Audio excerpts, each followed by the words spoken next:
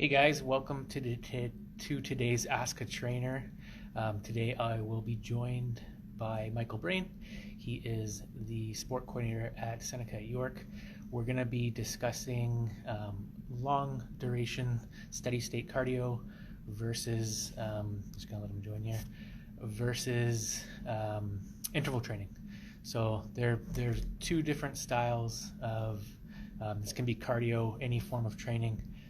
We can do it for, sorry, I'm just letting them in here, slow duration or continuous duration at a continuous intensity, or we can also use interval training. So we're just going to discuss a little bit on both of those. Hey Mike, how are you? Hey guys, how are you? Good. Are you going to do a hit session on that spin bike there? No, I don't think so, but I'll save that for another time. Awesome. So I just did a quick intro on both of us and what we'll be discussing today. Obviously, both have their advantages and disadvantages. Between the two, what do you use the most in your training or training students or clients or staff? Yeah, absolutely. So yeah, before I guess we get into the pros and cons of both, and also thank you for calling me Michael. There's only two people on this world who call me Michael, so maybe I've been misbehaving, but either way. But yeah, so interval training versus continuous, or what Chris was saying, long kind of bouts, long duration. Me, myself, personally, I prefer a form of interval training. Not necessarily always high intensity interval training, but just a form of work to rest ratio as opposed to continuous. I think with this day and age, we're always talking about efficiency and how to maybe get your workout done and try to maybe get it in with the rest of your schedule for the day, and you might not have an hour and a half for your full workout. So from an efficiency standpoint, I prefer interval training, and also just from a kind of functional sports specific training, I find it more functional because it's a stop and start kind of world. And there are obviously the benefits, which we'll get into as far as improving your power and endurance and things like that. So I do prefer, when I'm kind of arranging my workouts, to do more of an interval training.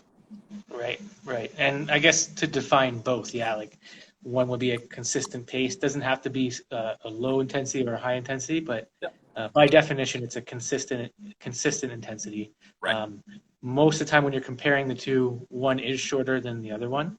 Like a high intensity interval training or interval training is going to be usually quicker because you're working at a higher rate of intensity that you can't keep up for that long. Right.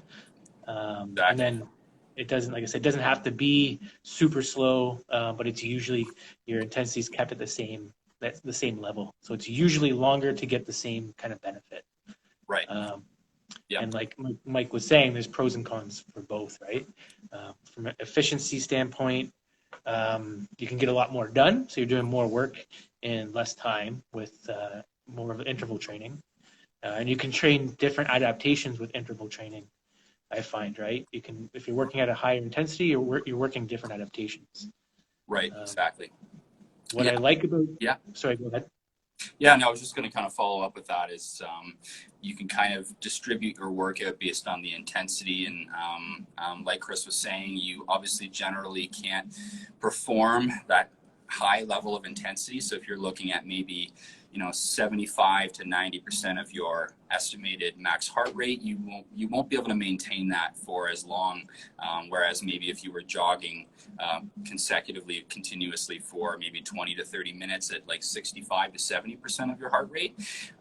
So even runners. So a lot of people kind of associate high intensity interval training with maybe sprint type of sports and activities, but there's actually huge benefit to endurance with doing interval training, and you can really kind of push your limit to what we call the anaerobic threshold or lactate threshold. So not to get too scientific, but it's basically the threshold where you start feeling the burn, and you want to be able to push through that so that you can run longer and further. So that interval training can actually really help with that.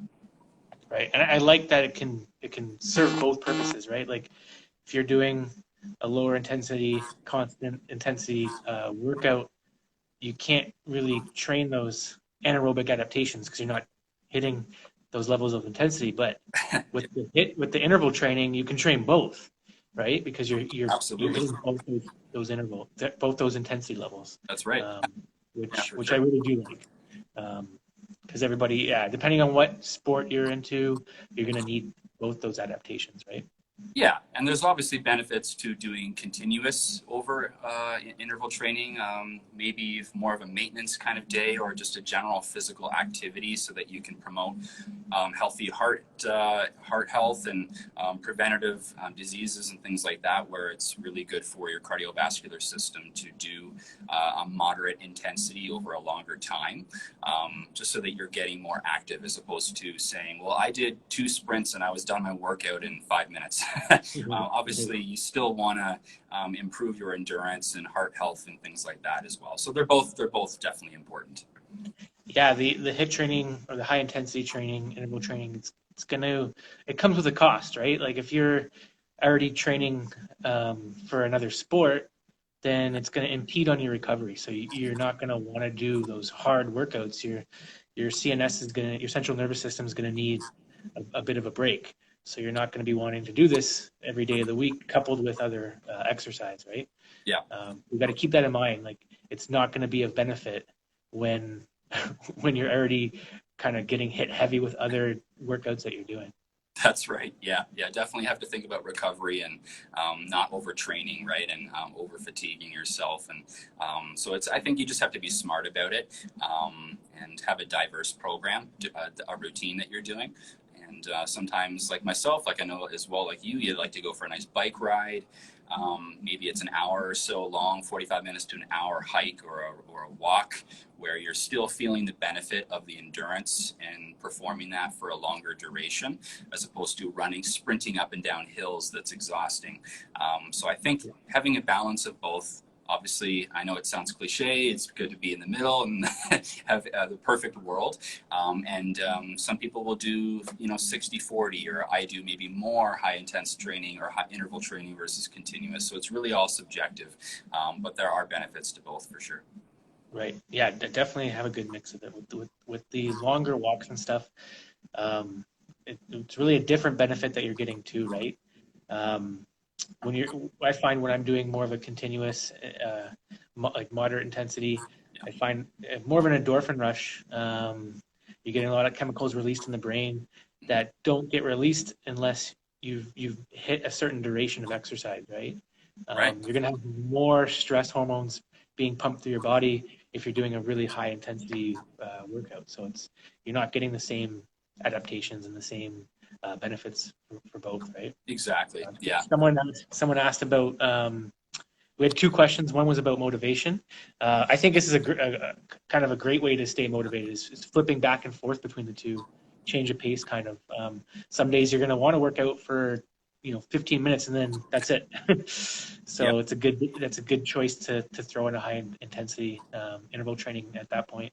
Yeah, I totally agree. I can relate. That's kind of what I like to do is, go down in my little designated workout room, put some music on, and just try to go nonstop. And even my rests are active rests. So you're either doing some kind of dynamic stretch or mobility work, Right. and then you go right back into your high intensity, and then you're kind of done your workout, all said and done in 20, 30 minutes kind of thing. So definitely helps motivate, and you feel really good at the end. So. Yeah, and vice versa, right? Maybe you don't want to, put in such a high intensity effort. You just kind of want to go.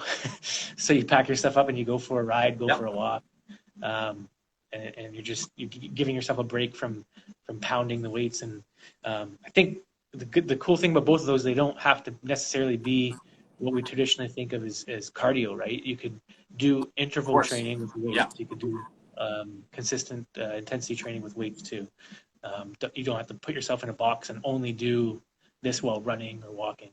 Yeah. It comes down to basically kind of 2 systems: your aerobic system and your anaerobic system. So one's more for short bursts of energy.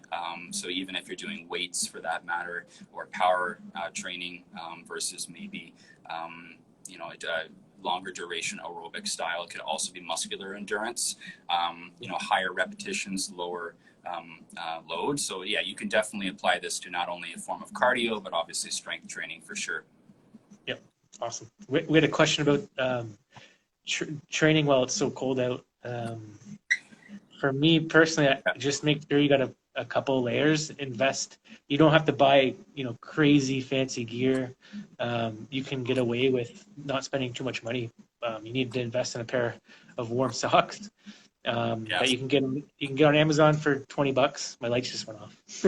A pair of warm socks, a pair of warm gloves as well. So it's something that has that's insulated, and then a toque. And then obviously like the jacket and stuff you'll already have, but you really do need to watch those appendages. Fingers and toes are what get cold the fastest. So I find if I'm bundled up and layered, I'm overheat actually. Like at some points you get too warm. So as long as you're bundled up and you're ready to get out, then there shouldn't be a problem. It's when you're not prepared. There's a saying. The saying that goes, there's never any bad weather. You're just underprepared, right?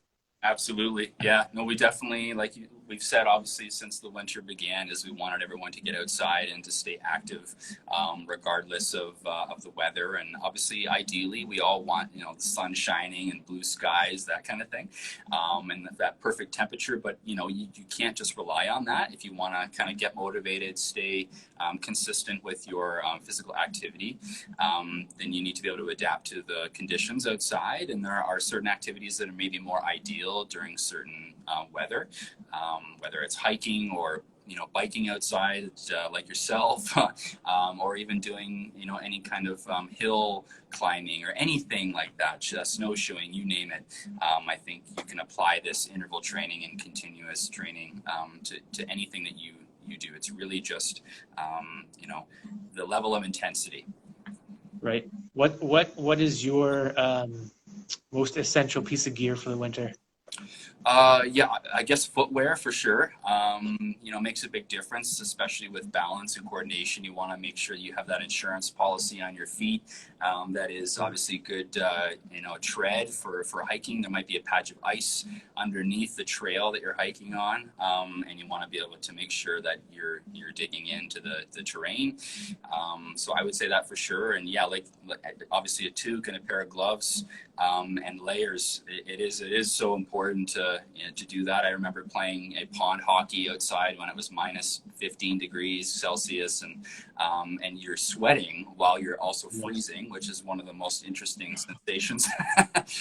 But you just have to be smart about it and wear layers and stay hydrated and everything. Awesome. Yeah. All right. Beauty.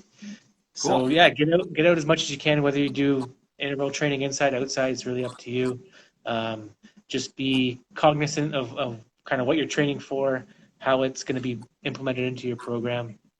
And the possibilities are endless. It can be whatever you can imagine you can use as interval training. And any form of exercise will work for like a moderate intensity, low intensity. You can bike, walk, snowshoe, skate. Yep, absolutely. All good choices. So, yeah, for sure. Thanks. Anything you want to add there, Mike, before we take off? Yeah, I would just say, again, more, I know this is kind of obviously it overweighing in the interval training bias category, I guess, but that's okay. I would just say, like Chris was saying, figure out what the levels of intensity that you're comfortable with doing when you are doing a form of interval training. And I would just suggest deciding what your work to rest ratios are going to be. So if you are going to, let's say, perform an exercise movement for a minute, for 60 seconds, and then your rest is 90 seconds. So then you kind of have like that 1 to 3 ratio or whatever it is, so that, and then you can slowly start bringing it together. So instead of having a 1 to 5 where your rest is 5 times longer than your work, you can gradually improve your threshold by reducing the rest ratio. So that's my recommendation to kind of get into it. So you would start reducing the rest ratio, not increasing the work ratio. Yeah, before you obviously want to improve your threshold, so how much you can handle, and you don't want to go right into a 1-to-1 where you have 30 seconds of intense movement and then only 30 seconds of rest. You might not have the anaerobic capacity to do that. So before you start upping the reverse, which is maybe a 2-to-1, where you have double the amount of work and half the rest. You want to maybe have a longer rest ratio, and then you can kind of close the gap as you improve and need less rest. Okay. Would you recommend for a beginner they start off with at least double the amount of rest to work? Yeah, I would definitely start with a 1-to-2 or even a 1-to-3. Okay.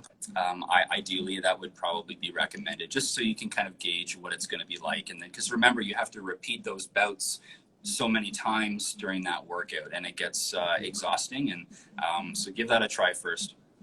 And how many bouts would you start off with? Like I said, if you want a maybe 15 to 20 minute workout, you just kind of do the math and you figure out what that's going to be. I'm bad at simple math. I can't do it on the spot right now, but I would just say start off with 30-second bouts, and then maybe a minute and a half rest, and then do like 4 or 5 of those, and then that's a pretty good session. Awesome. There are lots of apps that you can download too, which make it really easy. I like to kind of just shut off my mind and write in my work and rest ratio, number of bouts, and it'll actually set off an alarm at each one of your intervals. So it'll let you know when your rest interval is up, let you know when your work interval is up, and it'll actually count down how many bouts you've done. Nice. Which is really good, because you don't have to sit there with a pen and paper and a stopwatch. Yeah. You can put the music on, and that's what I like to do instead of having to figure it all out on my own. I think that's I like those recommendations. Definitely start off on the higher end of the rest ratios, and start decreasing your rest time before increasing your work time. Absolutely. And those rest periods go by really fast, so you don't have enough time to go through your Instagram feed, check out what your buddies are doing before you know that 30 seconds is up and you're right back into it, right? And you're not shifting into a position to start your exercise for your work ratio. A lot of people, they'll hear the buzzer will go off, and then they'll get into a push-up position. Like, you want to be ready to go right at the buzzer, right? You don't want to take 10 seconds to collect all your weights and set the bar and set the bench up. So make sure you have everything, and the simpler the better, right? Like, if you can just get into a position, be ready to go, rather than having to have all these complex pieces, bands and weights, and it's good to keep it nice and simple, for sure. Exactly. Yeah, for sure. So yeah, thanks guys. So there's some recommendations and some of the benefits of doing one over the other, depending on how much time you have and what your goals are. So it's really will vary. So, but give those suggestions a try. Thanks for tuning in, and thanks Chris for hosting. Awesome. Thanks, Mike. Have a good one. Take care, everybody. Yep. Be well. See ya.